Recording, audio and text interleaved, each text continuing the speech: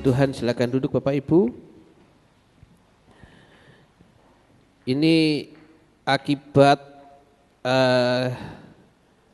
ada BBM yang sedikit ngawur hari ini. Berapa hari ini? Kalau Bapak Ibu perhatikan bahwa ada funback mulai jam 4 sore sampai malam, jalan-jalan di sekitar Ambengan ditutup. Siapa yang dapat BBM seperti itu?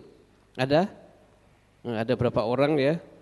Akhirnya jalan jemaat kita mungkin berpikiran susah masuk ke Ambengan. Ditutup sana, tutup sini, Jemerto ditutup, di Grand City tempat parkirannya para menteri dan yang lain-lain. Itu BBM saya sendiri juga nggak tahu dari mana asalnya. Saya juga tadi hampir kejebak. Saya mau belok ke Jalan Pemuda, tak inceng dari jauh dulu. Macet enggak ini? Ternyata kosong melompong. Ya inilah akibat teknologi yang nyasar, ya. Teknologi yang ngawur. Puji Tuhan Bapak Ibu, saya akan bacakan firman Tuhan. Saya senang dengan Paulus, Rasul Paulus. Kita tahu bahwa Rasul Paulus ini adalah seorang rasul yang latar belakangnya tentara, yang latar belakangnya disiplin dan watak yang keras, karakter yang keras, tapi dia diubah oleh Tuhan Yesus karena dia percaya kepada Tuhan Yesus dan diubah oleh Tuhan Yesus, dan pertumbuhan kerohaniannya kita bisa melihat begitu menanjak, pertumbuhan rohaninya. Rasul Paulus juga berbicara kepada jemaat di Filipi, di mana dia mengatakan bahwa Rasul Paulus menyadari keterbatasannya. Paulus mengetahui kelemahannya, Paulus juga mengenal kebutuhannya. Bahkan Rasul Paulus juga menyadari banyak hal yang dia alami atau mengalami kegagalan dalam kehidupannya. Paulus telah gagal di dalam dia menganiayai orang-orang Kristen, dalam arti setelah dia percaya kepada Tuhan Yesus itu dianggap satu kegagalan karena dia membunuh dan menganiaya orang Kristen. Paulus juga dahulunya dia berbakti berdasarkan adat istiadat. Itu satu hal kegagalan dalam kerohaniannya. Nah, oleh sebab itu Paulus menulis di dalam Filipi 3 ayat 12 sampai yang ke-14. Saya senang mengulang ayat ini dan saya pun merasakannya. Filipi 3 ayat 12 sampai 14 begini bunyi firman Tuhan, bukan seolah-olah aku telah memperoleh hal itu atau telah sempurna, melainkan aku mengejarnya kalau aku dapat juga menangkapnya. Karena aku pun telah ditangkap oleh Kristus Yesus, saudara-saudara, aku sendiri tidak menganggap bahwa aku telah menangkapnya, tetapi ini yang kulakukan. Aku melupakan apa yang telah di belakangku dan mengarah diri kepada apa yang di hadapanku, dan berlari-lari kepada tujuan untuk memperoleh hadiah, yaitu panggilan surgawi dari Allah dalam Kristus Yesus.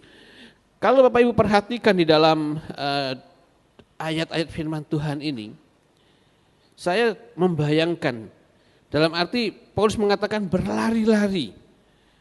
Saya membayangkan seorang olahragawan yang berlari-lari untuk mencapai garis finish. Sebenarnya tanpa kita sadari, Bapak Ibu dan saya ada di dalam pertandingan kehidupan ini.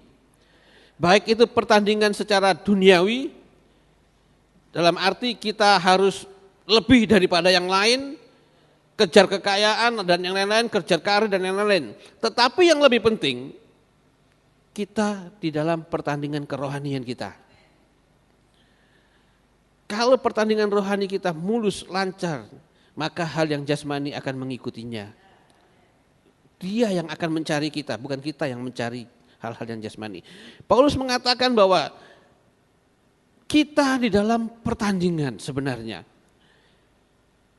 Tanpa kita sadari Bapak Ibu dan saya masuk di dalam suatu posisi pertandingan kerohanian kita. Kebanyakan di antara kita mungkin di dalam pertandingan kerohanian ini kita lebih banyak sebagai penonton, bukan sebagai pemain.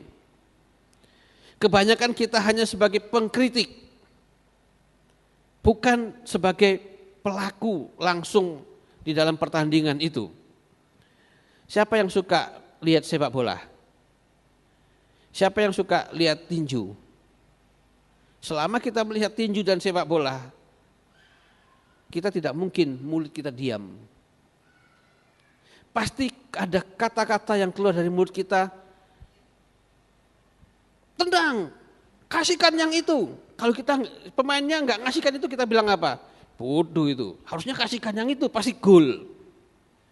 Atau tinju juga begitu, kasih hook kiri, loh kok dikasih hook kanan. Kita lebih banyak sebagai penonton, kita lebih banyak sebagai pengkritik. Coba kalau kita langsung bertanding, main sepak bola. Saya nggak mahir main sepak bola Bapak Ibu, tapi saya suka sepak bola.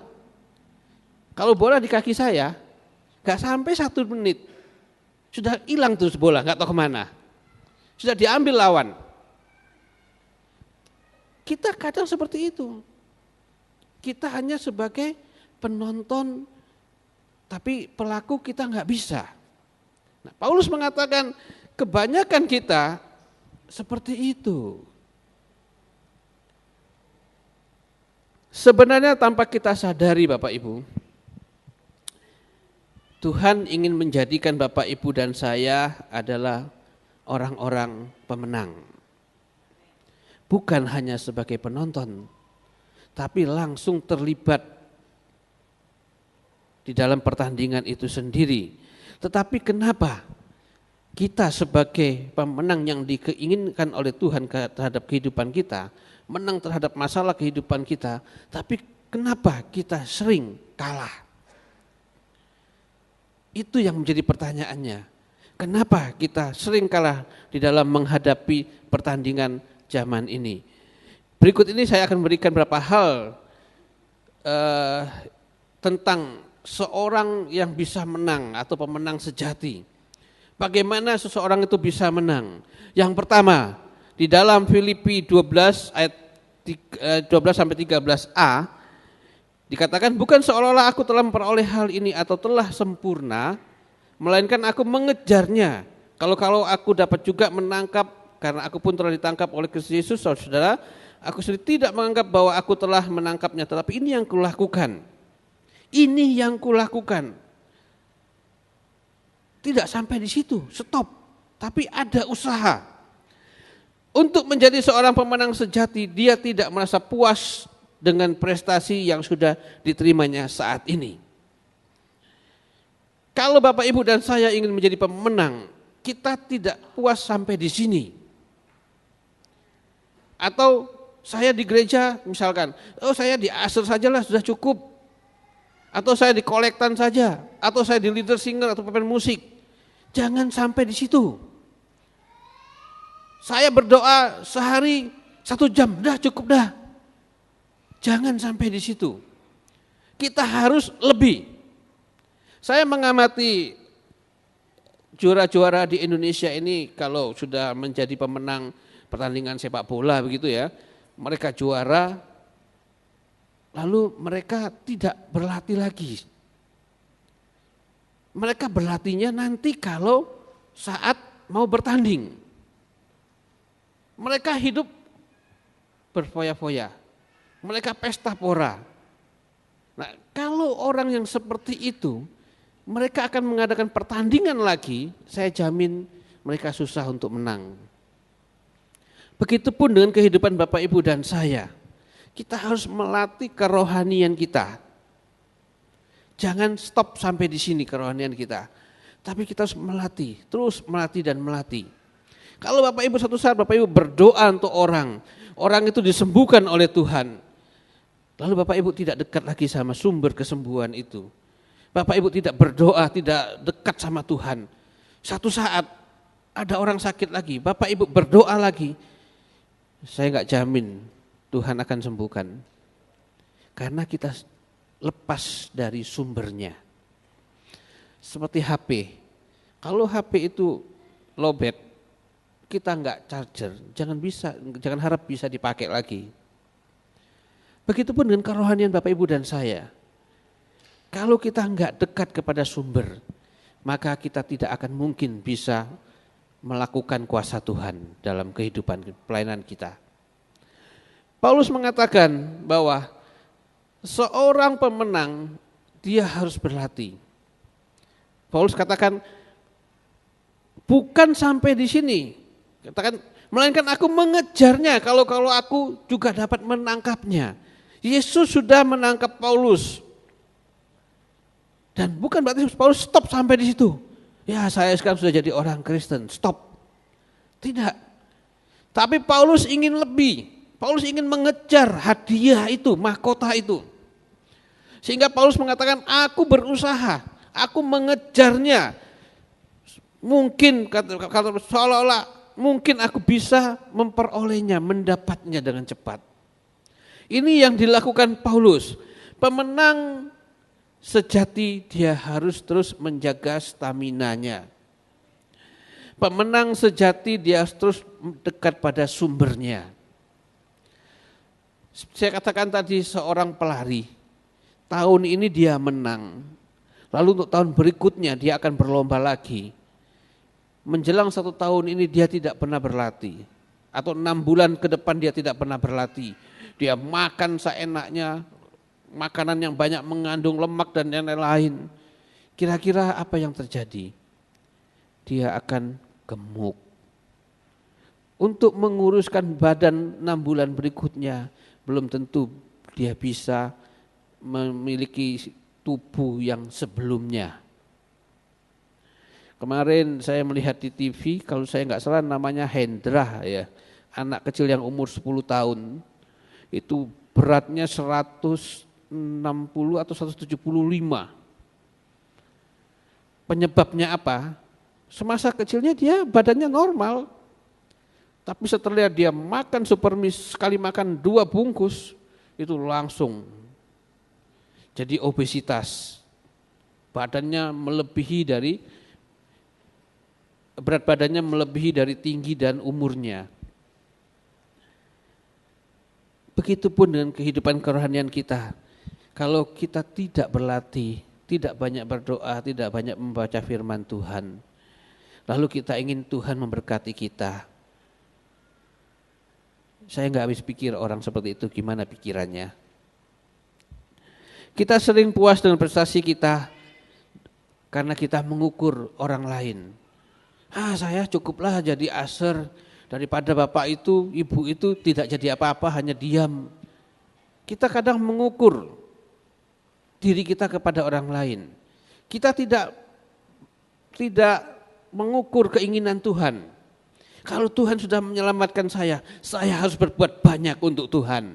Seperti itu. Saya pernah katakan di doa malam kalau saya nggak salah. Kadang kita bertanya apa yang dapat gereja berikan kepada saya. Bukan bertanya apa yang dapat saya berikan kepada Tuhan dan gereja.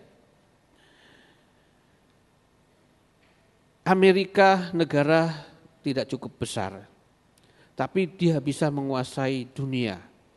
Karena mereka memiliki semboyan. Apa yang dapat kuberikan kepada, jangan bertanya apa yang dapat negara berikan kepada engkau, bertanyalah apa yang dapat engkau berikan kepada negaramu. Itu semboyan orang Amerika. Kalau semboyan ini diterapkan dalam kehidupan kerohanian kita, kita akan menjadi satu keutuhan yang luar biasa, satu kekuatan yang luar biasa. Jangan bertanya apa yang gereja dapat berikan kepada kita, tapi bertanyalah apa yang dapat kita berikan kepada gereja, kepada Tuhan. Kalau itu ada dalam kehidupan kita, kita merasa bahwa gereja ini milik saya. Kalau bangku ini kosong, itu tanggung jawab saya. Sehingga kita pergi mencari jiwa. Karena kita merasa ini rumahku kok kosong. Ini rumah Tuhan kok kosong. Tapi kita merasa, saya hanya ke gereja, ya udah, datang. Begitu saja. Maka kita akan terus melihat bangku-bangku kosong. Kita melihat saudara kita loh, ini biasanya ada di samping saya kok nggak datang. Kita nggak ada inisiatif sampai di situ saja. Kita nggak ada inisiatif untuk telepon dia, kayak tanya dia gimana, kok nggak datang. Oh itu bukan tanggung jawab saya, itu tanggung jawabnya pendeta. Kalau kita punya pikiran seperti itu, kita puas sampai di situ, maka kerohanian kita pun stop sampai di situ. Paulus inginkan dan Tuhan inginkan agar kita menanjak kerohanian kita. Tidak puas sampai di sini saja, tapi terus maju untuk pekerjaan Tuhan, terus maju untuk melayani Tuhan. Di dalam ayat yang ke-14 dikatakan di situ mengejar sasaran, ya. Paulus mengatakan dia mengejar sasaran, ayat yang ke-14. Berlari-lari untuk mengejar. Seorang yang dewasa rohaninya, seorang yang produktif imannya, dia tidak akan stop sampai di situ. Seorang yang dewasa rohaninya, dia akan terus mencari apa yang dia dapat lakukan untuk Tuhan. Bukan untuk dirinya, tapi apa yang dia dapat lakukan untuk Tuhan. Dia akan berpikir seperti ini, orang lain tidak berbuat benar, tapi saya akan hidup benar. Orang lain tidak beribadah, tetapi saya tetap akan setia beribadah. Orang lain tidak bersaksi, tapi saya akan tetap setia bersaksi demi nama Tuhan Kristus. Orang lain tidak ikut KKA, tidak ikut HF, saya akan terus ikut HF. Itu orang yang tidak puas. Rohaninya akan terus naik dan naik. Orang yang dewasa rohaninya, orang yang produktif rohaninya. Tapi kalau orang yang tidak produktif, dia katakan, ya di sini aja udah cukup, gak usah lebih dah. Nanti dibilangin orang munafik. Tidak, biar orang bilang munafik, tapi Tuhan melihat kita. Kita maju terus dalam pekerjaan Tuhan. Yang kedua, pemenang sejati. Untuk menjadi seorang pemenang sejati, pemenang sejati berdamai dengan masa lalunya. Berdamai dengan masa lalunya. Melupakan apa yang telah di belakangku dan mengarah diri kepada apa yang di hadapanku. Filipi 3 ayat yang ke-13 bagian B. Melupakan apa yang di belakangku. Seorang pelari, kalau dia berlari dengan membawa beban, dia tidak akan mungkin menang. Betul? Misalkan dia lari maraton. Lari maraton itu dari pagi sampai sore.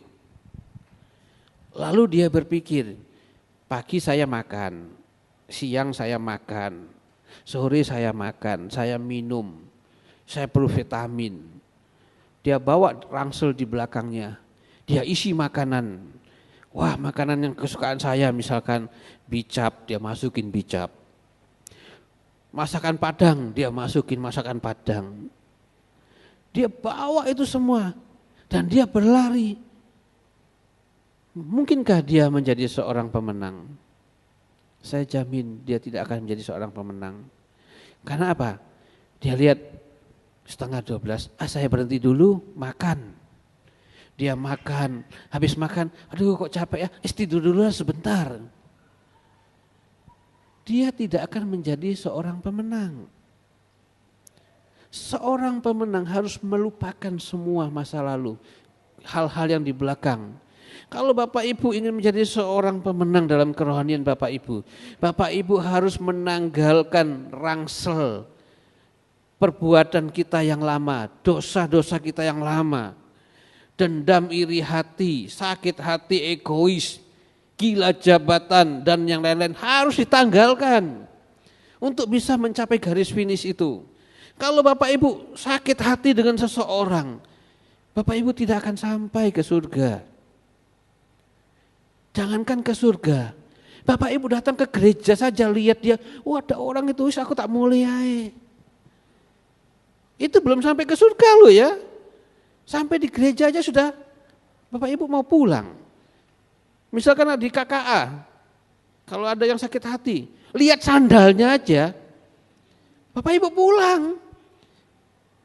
Belum sampai masuk ke rumah orang itu loh. Loh ini kan sandalnya Pak itu, musuhku, sing nyakit no hatiku, wis aku tak muliai.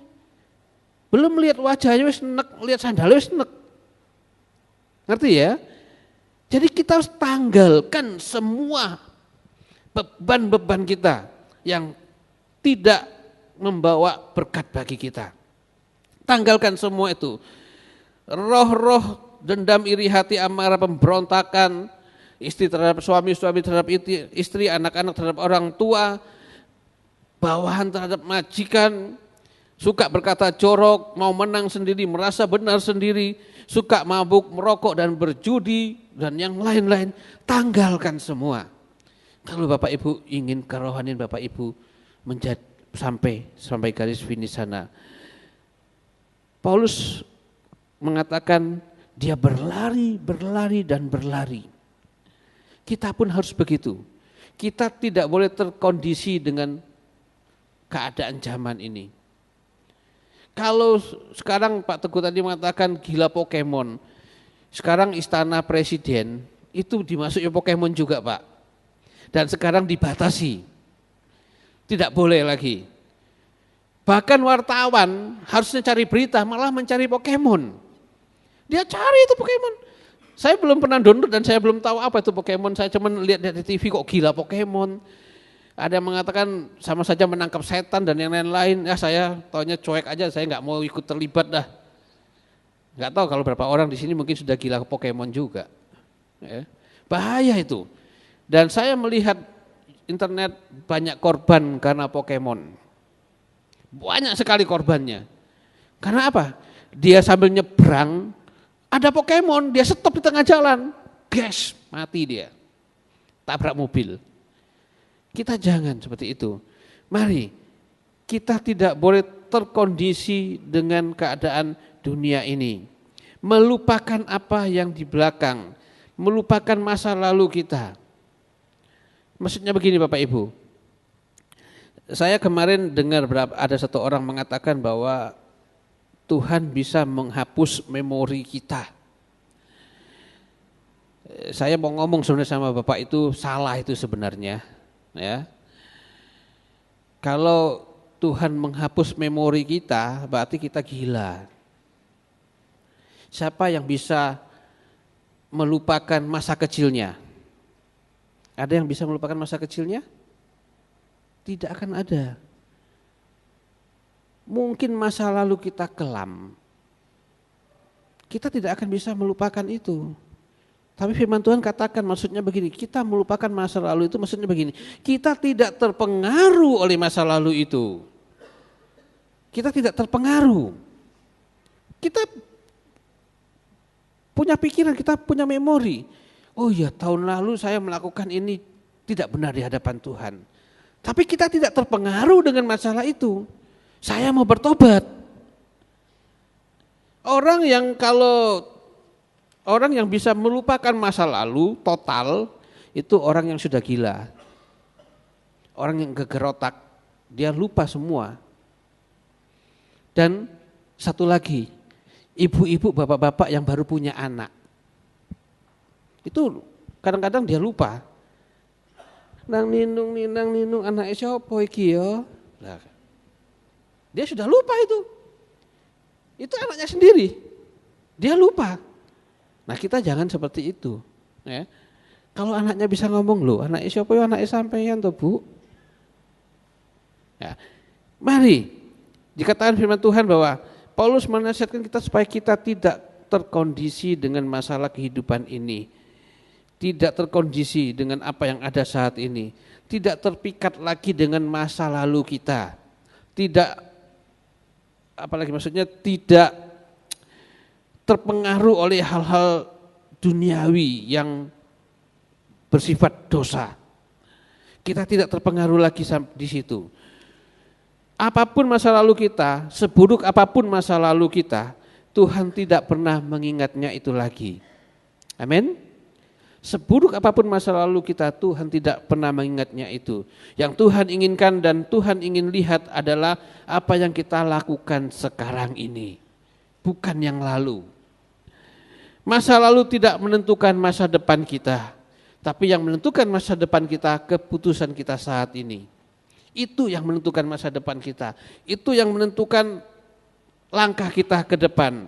Melupakan masa lalu bukan berarti tidak mengingatnya, tetapi melupakan masa lalu yaitu kita tidak dipengaruhi oleh masa lalu itu. Saya kasih contoh aja di dalam Kejadian 37 sampai 45 tentang Yusuf. Ya. Yusuf kita pernah, semenjak kita masih sekolah minggu, kita pernah mendengar tentang Yusuf. Yusuf ini sudah melihat mimpi bahwa ada 11 gundukan gandum atau padi yang menyembah satu gandum, dan yang lain-lain. Lalu orang tuanya mengatakan bahwa saudaranya akan menghormati dia. Dan Alkisah, saudaranya ini merasa iri. Kamu siapa? Kami menghormati engkau. Kamu kan adikku. Sehingga mereka bersebelas berencana untuk menjual, untuk menghilangkan Yusuf. Yusuf dibuang di sumur, Yusuf dijual. Tapi apa yang diperbuat Tuhan terhadap Yusuf dan apa yang Yusuf perbuat terhadap Tuhan? Yusuf tetap setia kepada Tuhan dan Yusuf menjadi orang nomor 2 di Mesir. Dan saat Yusuf melihat saudara-saudaranya, Yusuf ingat, oh itu yang menjerumus saya ke sumur, oh itu yang menjual saya. Yusuf ingat. Tapi Yusuf tidak dipengaruhi dengan balas dendam. Yusuf tidak dipengaruhi dengan masa lalunya. Yusuf ingat semua. Dan firman Tuhan mencatat, Yusuf memanggil semua keluarganya. Nah, itulah kehidupan kita. Bapak, Ibu dan saya, mari kita tidak terpengaruh dengan masa lalu kita. Tapi jadikan masa lalu kita itu suatu pelajaran yang sangat berarti. Jadikan suatu pelajaran yang memicu kita untuk lebih berhati-hati. Orang yang menyakitkan kita, orang yang mengganggu kita, kita enggak perlu dendam sama mereka. Itu bukan urusan kita. Itu urusannya Tuhan. Siapapun yang coba mengganggu kita, siapapun yang coba menyakitkan kita, menyakiti kita, jangan diingat. Seorang pemenang sejati tidak mengingat lagi kepada kepahitan, dendam, dan kegagalan masa lalunya. Kita lupakan itu semua. Yang ketiga, pemenang sejati berfokus kepada hadiah yang kekal. Kembali kepada ayat yang ke-14 dikatakan, dan berlari-lari kepada tujuan untuk memperoleh hadiah, yaitu panggilan surgawi dari Allah dalam Kristus Yesus. Berlari-lari kepada tujuan untuk memperoleh hadiah yang kekal. Kembali kepada seorang pelari tadi, kalau dia berlari, walaupun dia setiap tahun juara, dia berlari-lari untuk mencapai garis tujuan, mencapai finish, satu saat dia berlari-lari, lalu ada orang yang ngefan kepada dia. Pak, sebentar Pak, saya mau minta tanda tangannya. Anak saya seneng sama Bapak. Bapak juara terus. Lalu dia berhenti untuk tanda tangan. Atau dia haus, ada yang memberi dia minum, dia berhenti dan yang lain-lainnya. Apa yang akan terjadi? Dia tidak akan menjadi pemenang.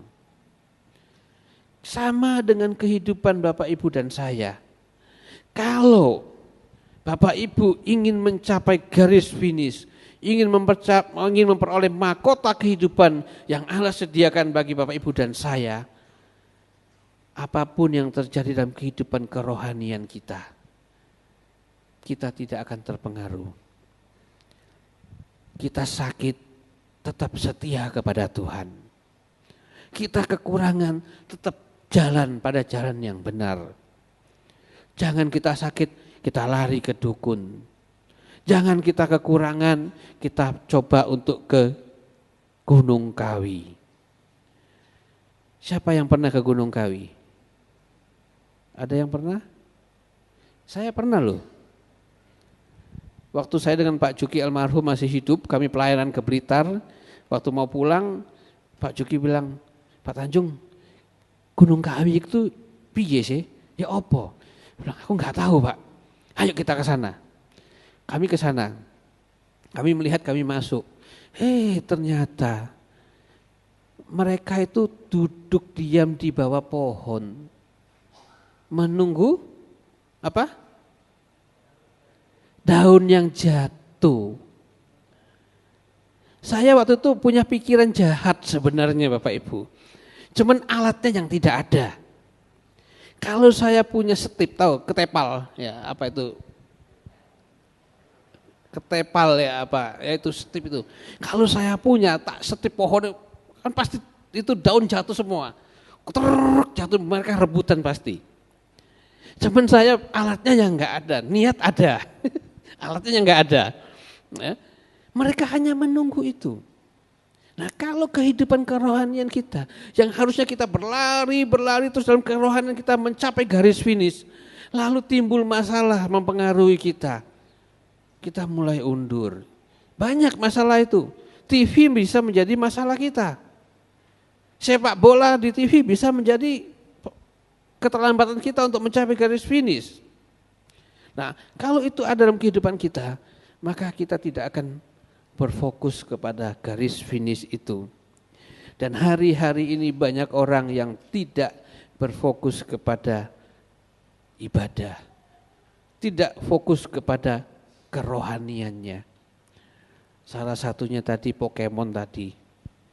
Lebih enak ngejar Pokemon daripada ngejar Tuhan Yesus. Hal-hal seperti itu jangan ada dalam kehidupan kita.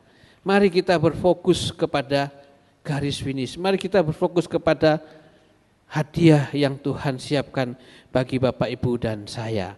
Tanggalkan semua beban kehidupan kita, keangkuhan hidup kita, masalah hidup kita. Tanggalkan, jangan dipengaruhi itu. Sehingga kita bisa mencapai garis finish dan menjadi pemenang yang sejati. Ada sebuah video yang akan saya setel sebentar dulu. Video ini menceritakan seorang pelari maraton 400 meter, namanya Derek. Ini dia juara di tahun-tahun 1992. Saat dia berlari, ada satu hal terjadi dalam kehidupannya, kakinya. Mungkin silakan di setel, Mas. Kita perhatikan video ini saya dapatnya cukup lama dan saya senang. Ya. Derek Raymond mengikuti lomba 400 meter di Barcelona.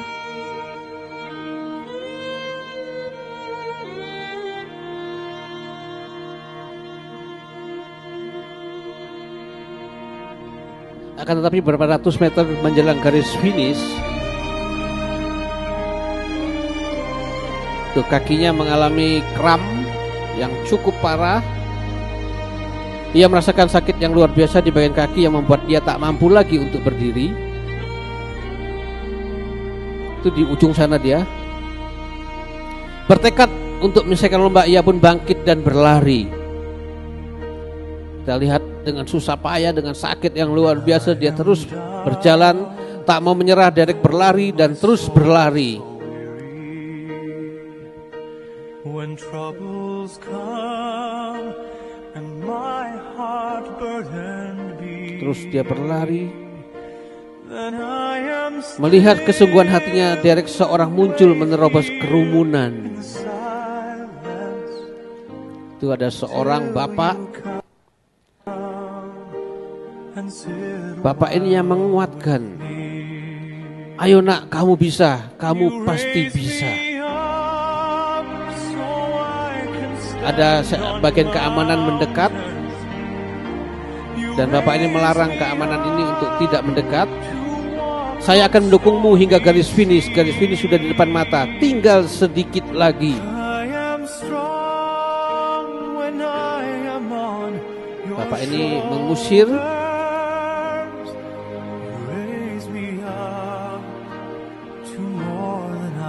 Saya harus mencapai finish. Saya yakin saya pasti bisa.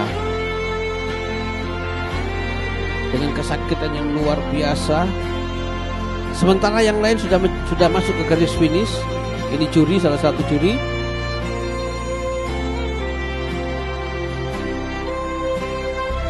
Yakinkan dirimu bahwa kamu bisa lawan rasa sakitmu dan fokus pada tujuanmu. Ayo nak, bersama-sama kita pasti bisa. Dia terus menuntun. Kalau Bapak Ibu ketahui bahwa ini adalah orang tuanya, dia menuntun anaknya terus. Derek menyelesaikan tugasnya sesuai dengan targetnya, walau belum menjadi juara. Terus dia menyelesaikan garis finish. Perhatikan, semua kamera, semua mata penonton tertuju kepada ini, bukan pemenangnya tadi. Akan tetapi Derek mampu membuktikan bahwa ia adalah seorang pemenang yang pantang menyerah menghadapi tantangan. Tepuk tangan meriah dari 65.000 penonton mengiring kegiatannya. Lihat, begitu banyak. Sedangkan yang juara tidak ada. Ditepuk tangan, walaupun sakit, walaupun nangis, Derek tekad menyelesaikan cepat sekali. Tekadnya yang kuat, Derek mampu.